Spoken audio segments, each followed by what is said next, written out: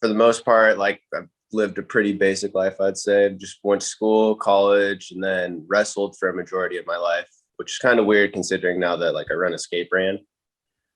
But I don't know, it's hecka funny. Like I look back at like my kindergarten stuff and like elementary school like projects and stuff like that, and like dude, on all of them I was always writing like I want to skateboard and stuff like that. So I just find it like super funny that I ended up like so heavily involved in like the wrestling community when I was like in high school and like kind of early off in my early adult life.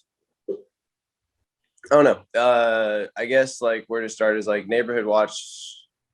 I feel like is like an extension of myself in a sense, like art wise at least. So like I've always like been into like the clothing scene and stuff like that. Like I've always enjoyed hype clothing, like Supreme back in like early 2000s. Like I remember like things were really getting popping like 2012, 2013. That's when a lot of like the cool, like iconic staple pieces were coming out. And then I don't know, once it got to like I want to say it was around my senior year. So 2014, 2015 was like when I was like starting to realize like maybe I might want to make some clothes or something like that. Just because like I said, like 2014, 2015 things started to seem like watered out in a sense. Like everyone was just starting to do like the same things. Like if one brand was doing this, like you can honestly see like four or five other brands doing like the exact same type thing, you know what I mean? And it was just like, I don't know, things were getting like a little too repetitive in a sense. And I was like, I mean, if you have the eye to catch it, I just felt like why not like start making your own things, you know what I mean? Just seeing like casting that line, see how it hits.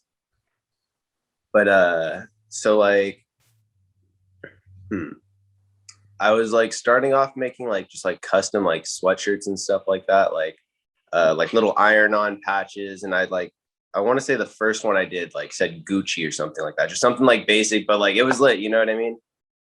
So like I made, I want to say roughly around like 20 of those.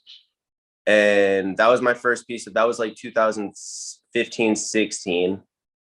I made like 20 of those unbranded, just like Gucci hoodies. I was calling the brand off-brand clothing at the time just because it was like going off of like bootleg stuff. And then I just like I sold those and it just wasn't like it didn't feel what's the word I'm looking for? Like it didn't feel genuine and there wasn't like that sense of like accomplishment in a sense because it's like yeah, it's cool to like make something cool, but at the same time I was using someone else's name.